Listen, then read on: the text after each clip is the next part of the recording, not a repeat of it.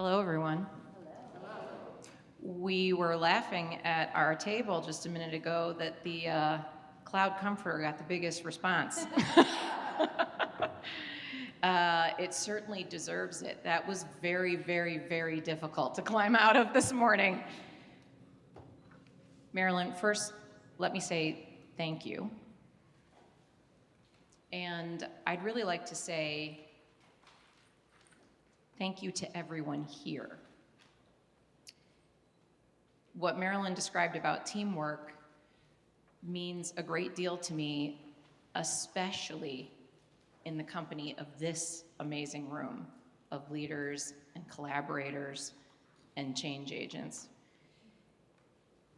I think it's also really important that we take a moment to thank our Power Trip hosts, and there are more of them than we might realize, some of us. Marilyn, Kathy, Kim, Anne, Joanne, Catrice, Lisa, Jill, Jennifer, and the Power Trip team who's doing all the work to make this happen. Also, our fellow sponsors and our fellow speakers. Because, as Marilyn talked about last night, one of her superpowers is forging something new out of whole cloth. But it does take a community to do that, and I agree, that is absolutely one of your superpowers. It does take a community to do that, so I think we all owe one another a round of applause for showing up for one another. So please give yourself a round of applause. None of this work is work that we can do alone. It does take a village, a city, it does take teamwork. You know, I think I've been thinking a lot about purpose over the last couple of years and intention in the context of purpose and intentionality. This really is a rare and wonderful, and let's be honest, necessary opportunity to reflect, to recharge, to build community, and to do that in a way that really is intentional, an intentional investment in each of our own leadership. Cambium's purpose is to help every educator, every teacher, every student feel seen, valued, and supported. And nobody in the world knows better than the people in this room what an incredibly tall order that is. It's a very aspirational purpose, and it's not something that any of us can do alone, and it's especially important given the environment right now more than ever. It is a worthy purpose, and it is meaningful work, and we're really proud. We're truly and sincerely, humbly proud to do it with you. So I do want to say, on behalf of Cambium and Lexia, on behalf of Roya and Kathy and Brittany and Brandy and myself, that we're really honored and proud to sponsor this event along with our fellow sponsors, because it's critical that we create an opportunity to support one another, to show up for one another, you know, really to learn from one another and to grow, especially in these times. So with that in mind, I'll just tell you a little bit more about my background and why what we're going to be talking about today is so meaningful to me. For those of us who haven't met yet, our purpose at Cambium and your purpose, the work that you do, is so meaningful to me personally, because like most of the people in this room, I also started my career in the classroom. I began my career as a classroom teacher. I trained as an educator and worked as a teacher and a collegiate coach, and I studied education models in the US and Scandinavia. And, I come from actually a family of educators and entrepreneurs, and before I made the jump from the classroom to business, a lot of the fundamentals that have really propelled me through my career, I learned in the classroom. And, for all of those reasons, I really feel strongly and passionately that the work that we do, as challenging as it is, and as uphill of a battle as it seems on some days, is the meaningful work that will change the world. And sometimes just showing up to do it, even when we do it imperfectly, even when it's hard, is what matters most. And that's critically important, I think, for all of us to remember as we try to extend our capacity as leaders and we extend our ability to perform and succeed. I really feel very privileged and lucky to have the opportunity to lead and work alongside some of the most tremendous professionals in the business. In the last few years, we've been able to grow Cambium to an employee community of over 2,500 professionals. We're serving over 20 million students in about 94% of US districts and 170 countries worldwide. And we know that it takes all of us each and every day being intentional about showing up for one another and showing up for you to make that work really matter and to make that work impactful and meaningful. So that's a little bit of the context or the background about the place that I'm speaking from in today's session. And in this session, we'll explore a few of the lessons, some of the important lessons that I've learned over the last 25 years. And those lessons come from, as Marilyn described, working in education, in technology, in the business of both. And what I've learned is that these lessons have helped me synthesize a framework. So we'll talk a little bit about that framework. And that framework is specifically about leadership, and leadership in dynamic conditions, in challenging conditions. Global pandemic, anyone? And the idea for that is really just to give you some strategies and some tools and some ideas to think about for your own success and to take your own success home. So before we get started, just building off of the fabulous introductions that everybody did last night, I'd like to get a little bit more context for who we all are. So first, Marilyn mentioned this earlier, raise your hand if you were able to attend all or some of the virtual Power Trip event in November. Okay, great. We talked a little bit about asset-based leadership then. Let's also talk about our current level of leadership. So when I get to the right level for you, raise your hand. In your current role, your current span of impact, your current set of responsibilities or types of responsibilities, how long have you been working in that role? It doesn't have to be for the same district or the same employer, but just the same kind of work and level of responsibility. So raise your hand if you've been in that role anything from less than a year to 5 years.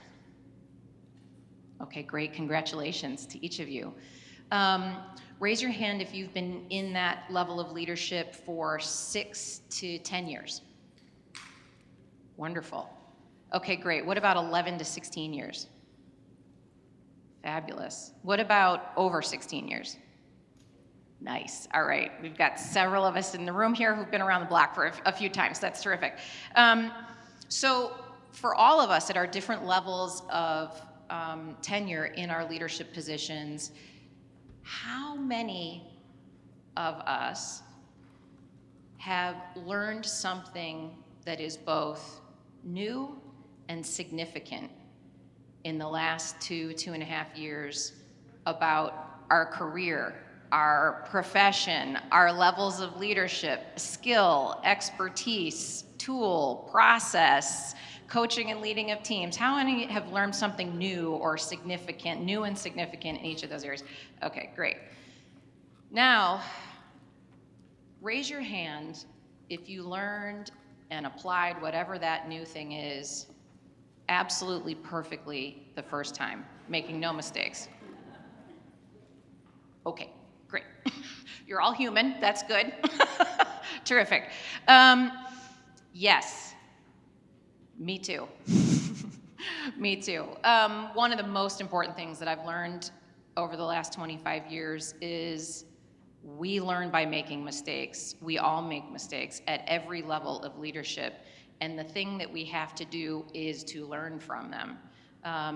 That is absolutely critical. And the thing about making mistakes is that if we learn from them, and if we look at them squarely and own them, and learn what we could do better the next time, each mistake is, in essence, an investment in our own professional learning.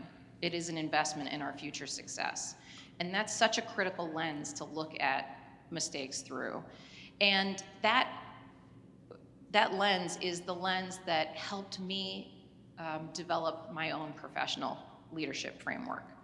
And the reason that that's important is because when we're leading in really dynamic conditions, in really challenging conditions and complex conditions, we don't have the time or the capacity to stop and do deep reflection about every single decision that we have to make, every single action that we have to take, every single choice that needs to be made. So it's really useful and helpful to have a framework to compare those things against quickly, make the decision that you need to make, do the thing that you need to do, and keep moving.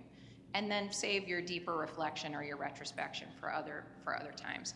I will say this, I've had tremendous privilege to lead really excellent teams who've built tremendous amount of success. But even these really successful, incredible teams have learned lots of lessons by making mistakes. And so any leadership framework has to accommodate the reality and the opportunity to make mistakes. So let me tell you a little bit about the leadership framework principles that I think are the most critical. I try to keep it really simple because I can only remember so many things. So my leadership framework really consists of 3 elements. The first is purpose. The second is a set of principles. And the third is about capacity. Am I creating and cultivating and developing the capacity to pursue my purpose according to my principles or in alignment with my principles? And that's about all I can remember for a leadership framework, for a high-level leadership framework. But I'll say a little bit about why those things matter in the context of our ability to learn and grow and succeed. You know, when it boils down to that, I don't need to spend a lot of time talking about purpose with this group, unlike other groups that I talk to. A lot of our purpose is inherent in what we do and built into what we do. But I will say this on the subject of purpose. It's worth each of us taking the time from time to time to ask ourselves, what is my purpose, my personal, professional purpose? What is it? Is it in alignment with my organization's purpose? What is my organization's purpose? And do my teams know and understand what my organization's purpose is? Do my stakeholders know and understand what my organization's purpose is? And as importantly, do they agree? Do all my stakeholders agree with what my organization's purpose is? And then lastly, are we living that purpose, whatever it is? Or am I doing a bunch of work that's outside of that purpose and it's taking a lot of my time and energy and capacity, but not getting me where I need to go, not helping me achieve my purpose? So this group, we don't need to spend a lot of time on purpose because one of the wonderful things about being here is that we are united in a common purpose. That's part of what makes us such a wonderful community and a community that I value personally so much. But those questions are really worth asking from time to time because even as you are pursuing your purpose, you may find moments when you're saying, yeah, I'm doing a whole bunch of work on the side here that's actually outside of my purpose. Somehow I got pulled over here and that's not what I need to be doing and I need to be back over here. So that's worth thinking about. The second thing that is really important to think about is the principles by which we pursue our purpose. And I'll tell you my top 3. My top 3 principles are tenacity and grit, empathy, and allyship. You may find you need others or different ones, but those three I've found over lots of successes and lots of mistakes are the most important to my leadership and my success, and I'll tell you a little bit about why. Tenacity and grit, I mean, these are things that we ask of and try to build in our students each day, so we understand that. Something that folks who work outside of K-12 education don't understand about why tenacity and grit is especially important for anyone seeking to lead or be a change agent in K-12 education is because K-12 education has such a complex group of stakeholders. It has such complexity, and you really need incredible tenacity and grit to help yourself power through all the work and communication and collaboration that's necessary to make progress. In addition to that, we know as women in any organization that you need additional tenacity and grit to get done anything that you need to get done. Women, members of historically marginalized communities, those who represent identities who are underrepresented in our organizations, we know that it takes additional tenacity and grit to achieve anything that we have to achieve. In K-12 education, 75% of educators are women, 54% of school principals are women, 28.5% of superintendents are women, and in education technology, 13% of education technology CEOs are women. It takes tenacity and grit, extra tenacity and grit, and more of our capacity has to go to that tenacity and grit than our male counterparts. And we just have to know that, and know that as we seek to change the world, that's important to us to be successful. The other thing is empathy. And when I talk about empathy as a principle, I don't mean kindness or compassion, which can come along with empathy, absolutely.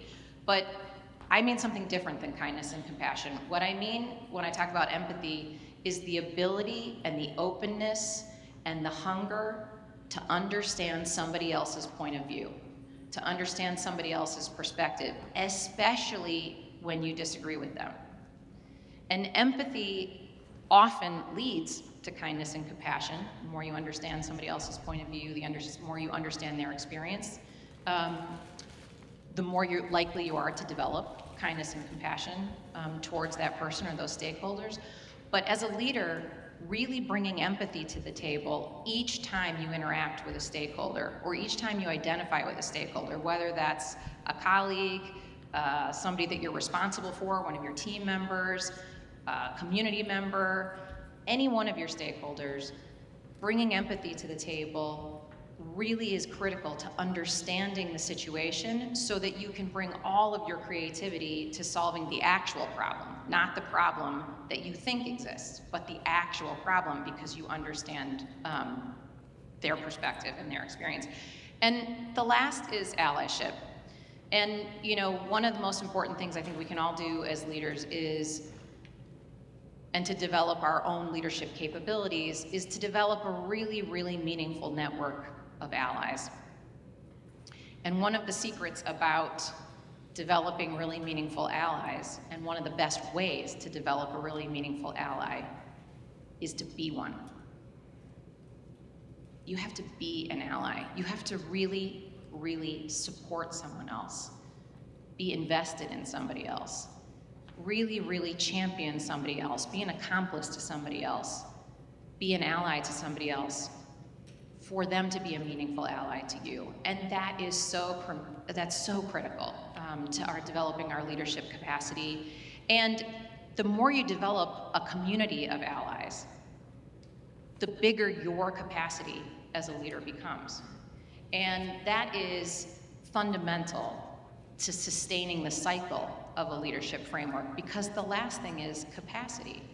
We can't pursue our purpose in accordance with our principles and be ready to show up and operate in our principles every day if we're depleted and we're diminished and we have little capacity left. So when I think about capacity, what I think about is the kinds of things that normally get talked about in capacity, like continuous learning. Are we developing skill sets and subject matter expertise and those kinds of things? Very critical. But the other things that are really important when we think about capacity are self-care. We think about capacity is our stamina and our ability to do the work, to show up for the work, both physically and mentally. So are we just too depleted to even be able to spell empathy, let alone show up at a meeting with empathy? Or have we done enough to sort of recharge ourselves and keep ourselves going so that we can do that? That's critically important to building capacity. And the last thing is community, because a community of allies is a community of superpowers, like the ones that we talked about last night. A community of assets, not only our own and those that we give and invest in others, but the assets and the superpowers that they invest back in us. And that builds our capacity as leaders. And that is a critical virtuous cycle. You know, and I'm not saying all this because, oh, blah, blah, blah, I'm so perfect at capacity. I'm not, let's be honest. I have a sweet tooth. I stay up too late and don't get enough sleep. I have a myriad bad habits that are, not thought of genuinely as great capacity builders, on the one hand. On the other hand, I have a lot of other things that help build capacity. One of my superpowers is building meaningful relationships. So I am blessed and privileged to have a great community of people who tell me when I'm wrong, who tell me when I need to go to bed, who tell me when I need to not eat the cupcake and instead maybe have a piece of celery, or who tell me when I might be talking so fast and so excited about something that I'm not hearing somebody who needs to be heard. That really extends my capacity. And none of us are in a situation where any of those things, our continuous learning, our professional development, our self-care and our mental care, or our community, are all optimized at the same time. They ebb and flow. But it's really important for us as leaders to be deliberate about investing in each of those things and making sure that we're building enough critical mass of capacity so that we can pursue our purpose in alignment with our principles. Really critical. So what I'd like to do now is just take a couple of minutes. I'd like at your table, each of you, to think of something, one thing, maybe the most important thing, that you've done in the last year to build your own professional capacity, or to build the capacity of your team, or to build capacity of your stakeholders. Loretta last night shared something at our table just in conversation that was an amazing example of something that she did to build capacity amongst her stakeholders, amongst students and parents. So just think, you might do these things every day without even thinking about it, but think about something that you've done either to take care of yourself, to develop yourself as a leader, or to develop your teams. Think about one thing that you've done in the last year and take just a couple of minutes to share that with your table right now. All right, I hate to interrupt this conversation because this is where it's at. All right, everybody, take 30 seconds, finish up your thoughts. And if you didn't get to share a thought, if you didn't get to share something that you did or something that you learned or something that you did for your teams, but you have it now top of mind, jot it down on one of your notepads to make sure that you share it later, because honestly, let's be honest, that's what this is all about. That's what this is all about. This is the opportunity to take away strategies and tools that you can try yourself in your environment when you're on, to see if those things work for you. And if you didn't think of anything, there's another piece of good news. If you didn't think of anything that you did over the course of the last year to build your capacity or to learn to build the capacity of your teams, you're doing it right now. That's what this whole event is about, right? When we think about this, the ways that we can build capacity drive our continuous learning, help ourselves stretch, help ourselves learn from others about how to extend our leadership. That's what you're doing here. Think about how to take care of ourselves mentally and physically so that we have the stamina to show up and do the work, even if we're not perfect about it, even if we stay up too late and don't get enough sleep or do all the things that we do. Actually make an investment, spend some time improving your mental wellness and your physical wellness so that you have the stamina to do the work and that you can help others who need it. And then lastly, build a community of allies, real, meaningful allies. When you do that, you're building a community of assets, a community of, as we talked about last night, superpowers. Not just your own superpowers, which yes, you can bring to bear and help your community members with, but when you help extend your superpowers, whether it's the power of observation or the power of anything else, the power to speak and engage and be gregarious and forge new relationships, whatever your superpower is, if you can lend that superpower to somebody else and support them with it, they can lend theirs to you. And this is what you're doing right now here today. So I do want to close by saying, I mean it, my email address is up there. If you want to ask me a question about anything that we're talking about today, extend the conversation about anything that we're talking about today, this is a critical community. This is a community of women who have shown up and said, yep, I'm going to invest some time in building my capacity as a leader.